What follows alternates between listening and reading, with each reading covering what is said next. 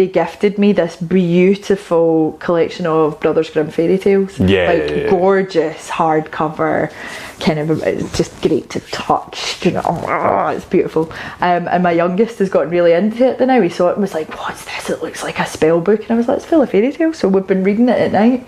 And they are grim. Times we finish and he goes, hold up. Everybody died? And I'm like, yes, and everybody died. And it's actually the last line in one of the stories. It's like, and everybody died. I'm like, amazing. So are these like the original Grimm? As far as I'm aware, yeah. Nice. Yeah, because like I was going to Eastern European, but European fairy tales used to be fucking vicious, man. They're wild. They're completely wild. And there's so many really interesting interpretations of them in terms of psychology, and I'm obsessed. I mean, I have a bit, I'm working on comedy about mental health, but if you like look at the Middle Ages, like no wonder we're all fucked up. Have you seen the fucking trauma in these books? Yeah. It's like, if you go into the forest, you're gonna be boiled alive by a witch. That's just like, that's baseline. And that's mostly just because we're afraid of the power that old women have. I mean, women who have aged past 40, there's a reason we don't really let them in media.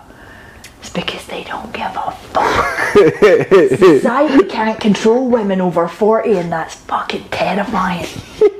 Terrifying. So yeah, they're all witches and crones, and they'll eat you alive. I mean, they'll tell you the truth. But here's the thing, though. Hang on. So this is Hungarian fairy tales. Yeah. But in Hungarian fairy tales, the classic motif would be the young hero is going on a journey. He goes into this forest, and there's this old crone lady with like trying to carry or dropping some branches, you know, for like firewood. And the young hero would always say, would greet the like something like my good mother, things like that. It would be a polite way of greeting, and it would always be, well, lucky for you that you greeted me that way, because otherwise I would.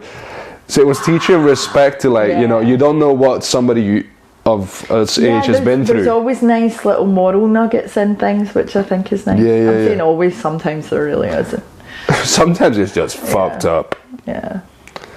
But good though. But it's that is a fascinating thing of the stories we tell each other about ourselves. I just think the evolution of them is really fascinating. Like, I kind of did my dissertation on taking fairy tales back for adults, which was a very 20-something opinion at that time, you know, but it was really a reflection on how fairy tales evolved. Fairy tales were camp stories. It was, we sit around the fire at night and we don't have any other entertainment, so we're going to spin this yarn.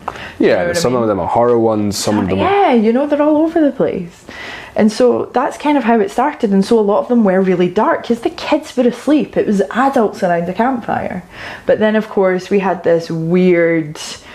let's Disneyfy, and you know, there's who's the French guy, is it Charles Perrault, I think that's his name, who kind of like started to make them softer and gentler for kids and took away some of the blood and gore, and you know, it's like they're awakened by a kiss. Sleeping Beauty is not awakened by a kiss, do you know what I mean? But it's a kiss on the lips by her one true love. Alright, okay, cool.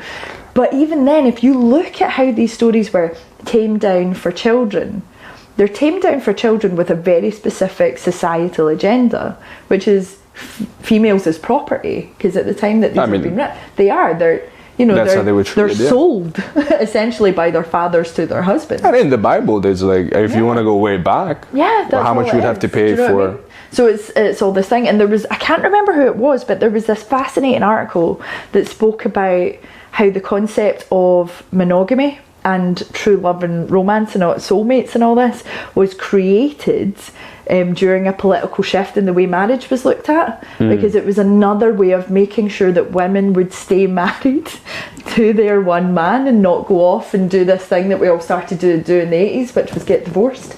I mean, you know, I get that, but also I think it was something along the lines of people started asking, like, you know, what are we living for? What are we getting married for as well? So there's several things that happen at the same time. Tax reasons.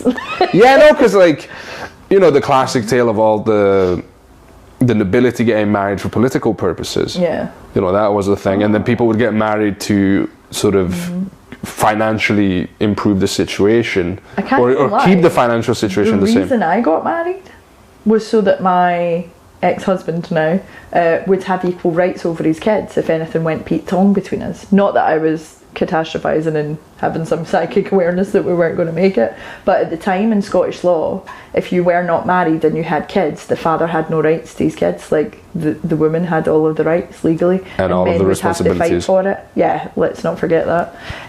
But yeah, it was just that thing of I don't think I ever would have weaponised my kids, but I never wanted the option to be able to. So I was like, no, you're their dads, you have a right to access your kids, so Well, that's let's just kinda get cool. married. And that's literally so romantic. I wonder why that relationship didn't work. Hey ho. Live and learn. Yeah, not fair enough. But now it's, again, we would start off with fairy tales, but there's a lot of truth in those tales about the human psyche at the time, Oh, and it's even today. fascinating. I love, there's a story, I think it's Bluebeard. Oh, There's a he kills a fascinating- bunch of his wives, doesn't he? Yeah, but it's a really fascinating look into female psyche and how the whole thing is about how naive women are and how they'll be like, oh, you're shiny, you're a rebel, and there's a darkness to you, and I'm drawn to that. It's like, yeah, there is. Like, The guy's yeah. a serial killer. But he'll kill you. I mean, if you look at the history of serial killers, is where it's really interesting. if you look at the history of serial killers, there's something to that. They're all charming. God, don't we just love a barrel of red flags? Oh. Delicious. I don't even know what green flag looks like. Must be the guy I think is boring, do you know what I mean? You would get triggered, be like, no. Yeah. That would be a beige flag. Yeah, no, I tell a lie. I had a green flag guy once and I let him slip away. Oh. I know. He's doing well now. He's got gorgeous wife, gorgeous kids. Like, he's doing really, really well. Aw. So it was obviously for a reason. But I get it was just because I had so many red flag relationships. I didn't know what to do with a green flag one. I was like... Yeah, I know what to do with people, this. man. It was terrifying and I ran. I know people that have gone through several relationships, and it's like at this point it's kind of expected of like, okay, when's this one ending? And there was a couple of times where we were like, we're in the same friendship group, and we're like, this one seems a good one, you know, let's see what happens, let's be optimistic. Yeah. And then the feedback would be, I was just getting bored. I didn't know what to do with it. I was just, and it wasn't even that. They said I started freaking out. Yeah, mine was the freak out. I was going, I don't Because know. I could see he really cared about it. Do you know what he did? It was my dissertation. And I was in that work balance. The grid was filled with my dissertation. And he drove through to my mum's and was like, we're getting ice cream. And I was like, I've got to study, I've got to do this thing. And he was like, no, you can take a break. We're going to get in the car. And he drove me out. Where did he take me? It was like Bridge of... I don't know, it was like out by Stirling, and there's a little ice cream parlour that's Right. also a chippy, it's so random. And he took me there for ice cream, and we sat by a wee burn just having ice cream for an hour. It was just the best thing. And then he dropped me back off and was like, go do your essay. And I was like, I don't know what to do with this. But I could see he really genuinely cared about me, and I wasn't used to that, and I freaked out. I freaked out, and I used the fact that he had only been single for a short while as my excuse. I was like, oh, you're not over her, you're projecting all of this onto me, it's not really me you feel this for, it's her, da da da. And I used that as my out. So sad. Poor little cat, she didn't know any better. Yeah, you have to But forgive yourself for if I hadn't what. done that, I wouldn't have my 2 boys, I wouldn't have my kids now, so it all happens for a reason. It worked out in the end. It did.